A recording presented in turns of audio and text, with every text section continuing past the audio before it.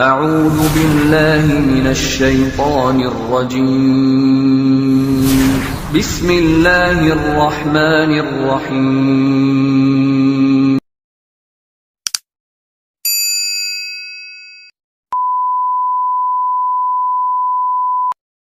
Assalamualaikum warahmatullahi wabarakatuh.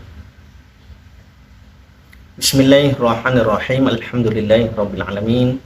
Allahumma shalli ala Muhammad wa ala alihi wa sahbihi wa sallim ajma'in.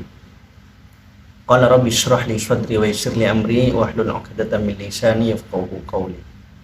Alhamdulillah, saudara-saudaraku yang beriman, kaum muslimin wal muslimat, hari ini kita patut berbahagia, kita patut bersyukur kepada Allah.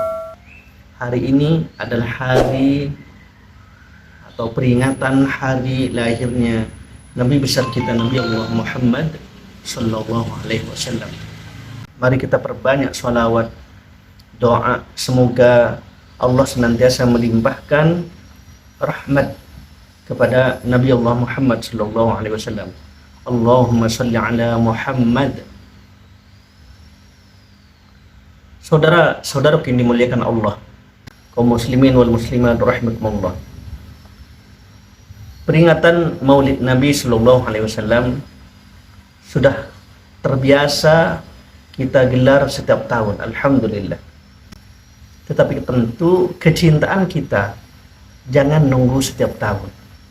Harus kita pupuk terus, harus kita tanam terus tiap waktu, tiap saat.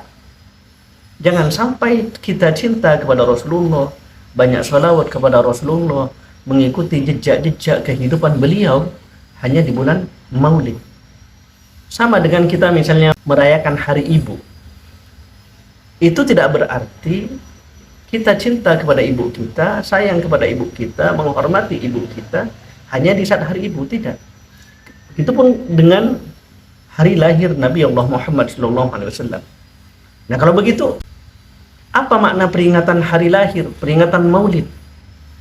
Maknanya adalah kita bersukaria, riang gembira menyambut kehadiran beliau menjadi Rasul kita, Nabi kita yang diutus kepada kita untuk menanamkan cahaya kepada kita. Dari berkat beliaulah kita mengenal Islam, kita mengenal iman, kita mengenal Al-Quran, kita mengenal suri keteladanan. Makanya di antara nikmat terbesar umat Islam adalah diutusnya Rasulullah Nabi Muhammad Sallallahu Alaihi Wasallam. Jadi kalau ada orang bertanya, ngapain diadain Maulid? Itu kan tidak ada di masa Nabi. Bukan soal diadakan atau tidak diadakan di masa Nabi. Nabi saja memperingati kelahirannya dengan cara berpuasa. Masa iya kita tidak memperingati kelahiran Nabi Muhammad SAW? Jadi ini bentuk terima kasih kepada Rasulullah. Dalam satu hadis, man lam yashkurin nas lam yashkurillah. Kalau ada orang tidak mau berterima kasih kepada manusia, maka sama dengan tidak mau berterima kasih kepada Allah. Jadi ini sekaligus wujud terima kasih kita kepada Allah Subhanahu wa Ta'ala dengan kita menggelar Maulid. Kemudian menggelar Maulid juga bagian dari wujud kecintaan kita. Nggak apa-apa kita gelar secara meriah Maulid dengan banyak bersolawat, dengan banyak bersedekah, dengan banyak melakukan kebaikan-kebaikan. Itu sangat baik. Bahkan jangankan kita, bapak-bapak, ibu-ibu. Dalam satu riwayat dari Imam Al-Bukhari, ini juga dijelaskan dalam kitab Fathul Bari oleh Ibnu Hajar, dijelaskan tentang mimpi Ibnu Abbas radhiyallahu anhuma. Apa mimpinya? Bahwa setelah setahun Abu Lahab meninggal dunia, apa kata dia dalam mimpi itu? Aku tidak pernah merasakan siksaan berhenti bertubi-tubi datang kepadaku kecuali setiap hari Senin. Setiap hari Senin apa yang terjadi? Siksaku diringankan, kata dia. Nah, kenapa?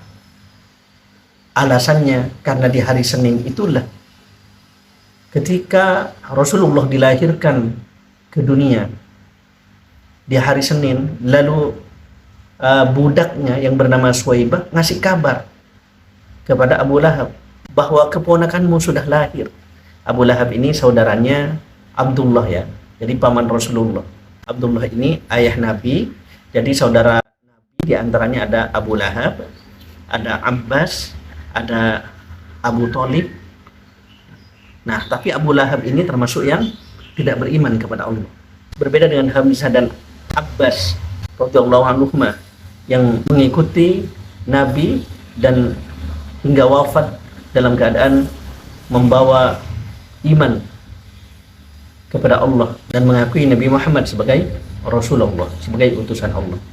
Nah, Abu Lahab ini disiksa. Tapi ketika hari Senin diringankan, ternyata alasannya apa?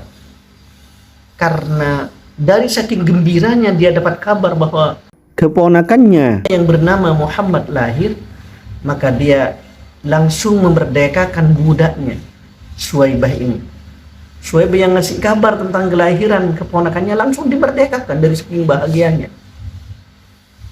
Nah, karena kebahagiaan menyambut lahirnya sang keponakan yang kelak menjadi seorang nabi dan rasul Allah, dan kemudian dia sendiri menantangnya, maka Allah meringankan siksaannya.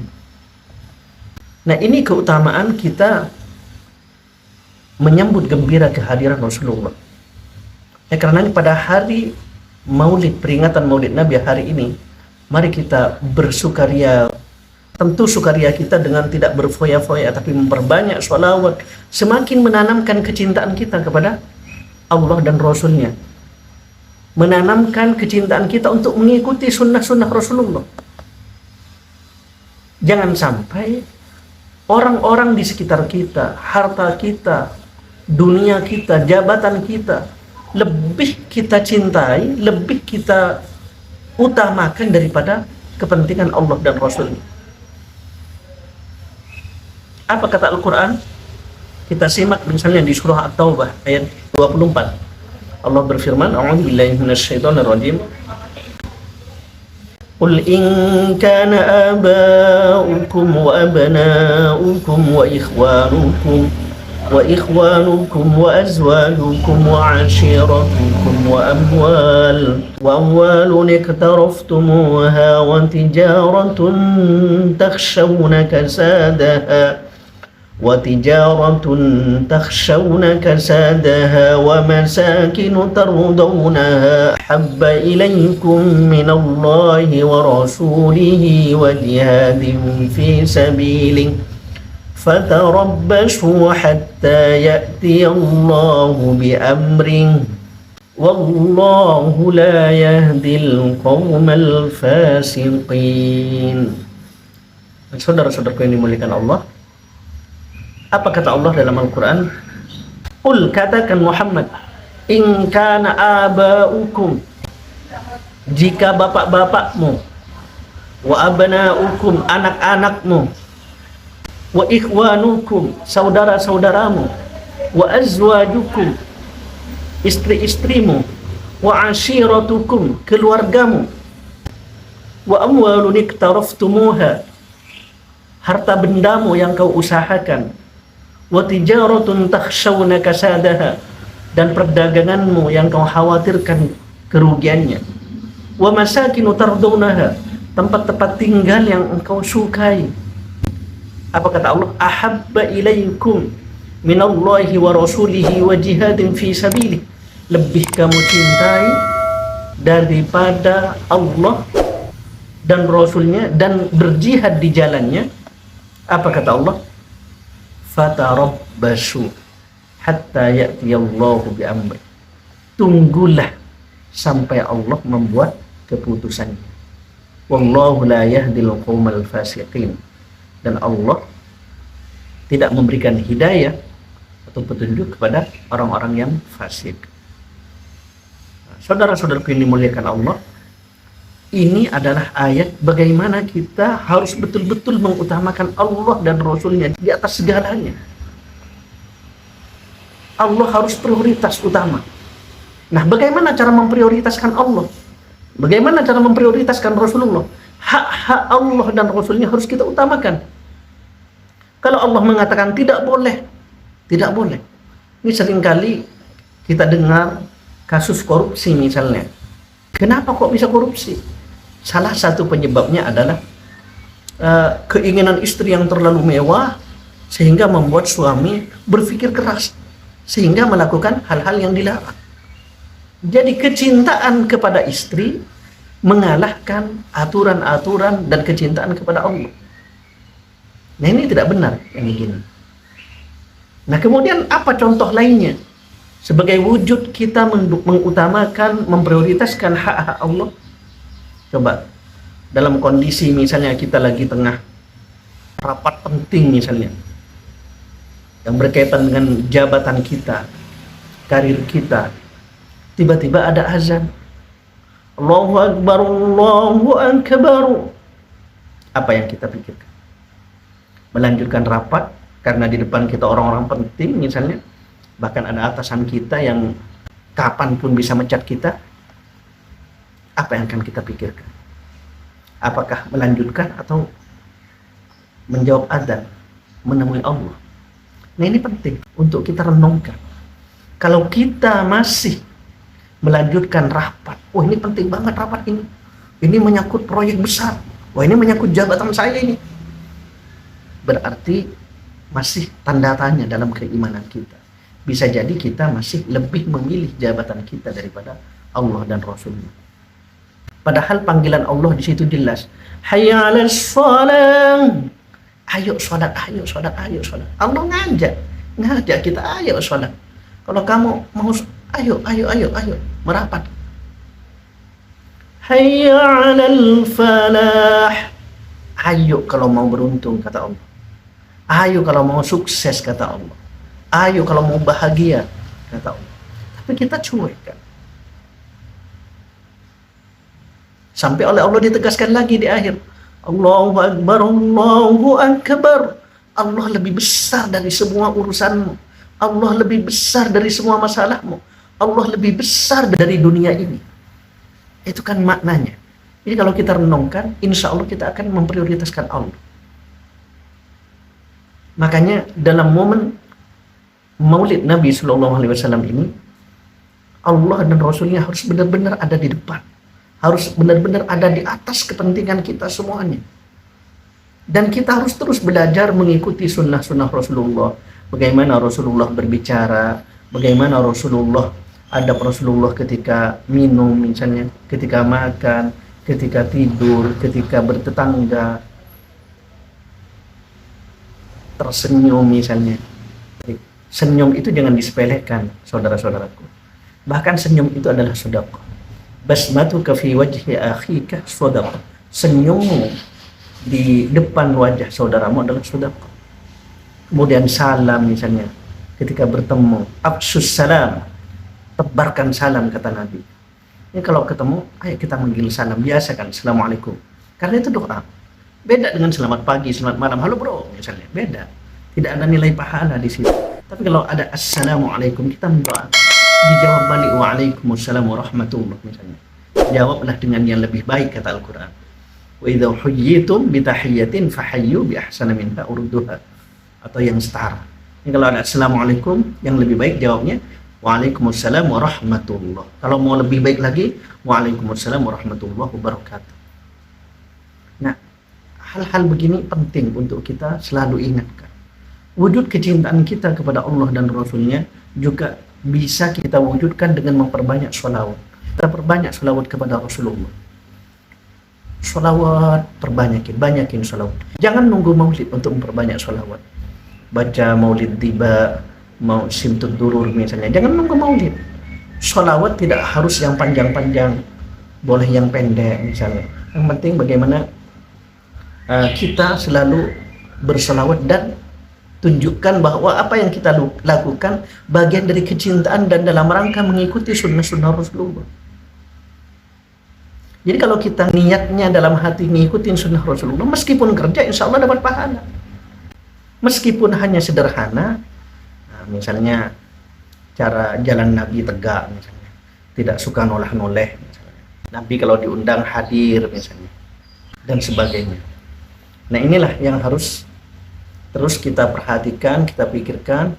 Ayo kita tingkatkan kecintaan kita kepada Rasulullah. Ikuti sunnah-sunnah Rasul dari hal-hal terkecil. Doa hafalin. Jangan yang hafal doa anak-anak kita. Doa mau tidur, anak-anak kita hafal. Doa mau makan, anak-anak kita hafal. Doa bangun tidur, anak-anak kita hafal. Kita enggak. Wah, ini harus kita justru yang memberi contoh. Kita doa. Bukan hanya sekedar berdoa, tapi niatkan dalam hati dalam rangka mengikuti Rasulullah. Dalam rangka membangun kecintaan kepada Rasulullah. Mulai. Aduh, kebelit sebelum masuk ke toilet. Allahumma inni a'udzubika minal khubuthi wal khaba'ith.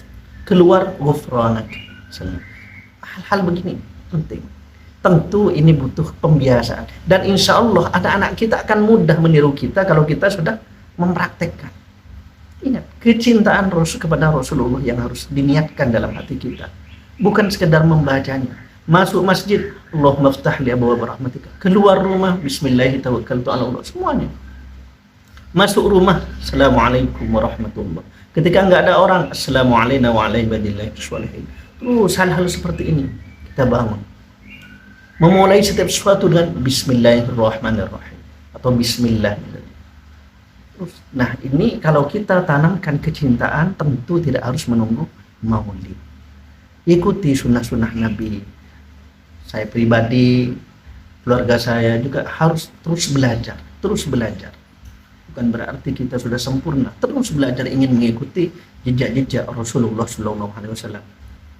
Tadi saya baca misalnya di kitab As-Syama'il Al-Muhammadiyah karya Imam At-Tirmidzi, bagaimana lauk pauk Nabi misalnya. Saya sampai sedetil itu. Makanan yang sering disukai Nabi, ada cuka misalnya di situ. Kemudian ada ayam juga dimakan oleh Nabi, daging ayam. Kemudian lengannya kambing, bagian lengan. Dalam satu riwayat, meskipun kata Siti Aisyah sebenarnya bukan lengannya kambing yang paling disukai Nabi, tetapi karena yang lebih matang pertama adalah lengannya kambing. Ya, kita perlu mengkaji, belajar terus untuk meningkatkan keilmuan kita, dan pada akhirnya kita meniru apa yang dilakukan oleh beliau dalam rangka mencintai beliau. Allahumma sholli ala Muhammad. Mari kita perbanyak salawat kepada beliau. Allahumma sholli ala Muhammad wa ala alihi washabihi wasallim. Terserah mau salawat apa yang mau kita baca. Misalnya ada salawat tibbil qulub misalnya, ada salawat nadiyah misalnya, ada salawat al-munjiyat misalnya, ada salawat di husulil maram dan lain sebagainya. Mari kita bismillah, kita tanamkan kecintaan kita, insya Allah dengan kita mencintai Allah, dengan kita mencintai Rasulullah, kita banyak mengikuti sunnah-sunnah beliau, Allah akan juga mudah memberikan syafaatnya kepada kita semua, insya Allah kelak fi yaumi yub'atsun, di hari kita dibangkitkan oleh Allah Subhanahu wa taala di alam akhirat. Kurang lebihnya mohon maaf, barangkali ini saja. Semoga ini menjadi manfaat dan bekal kita semua, terutama saya pribadi. Yang benar datangnya dari Allah dan yang salah dari saya pribadi sebagai manusia yang dhaif. Ihdinas shiratal mustaqim. Wallahu a'lam bishawab. Assalamualaikum warahmatullahi wabarakatuh. Thanks for watching. Dukung terus channel ini dengan menekan tombol subscribe, like, and share. Bagi Anda yang mendukung, kami doakan semoga Anda senantiasa mendapatkan nikmat dari Allah Subhanahu wa taala di dunia dan akhirat. Amin amin amin ya rabbal alamin.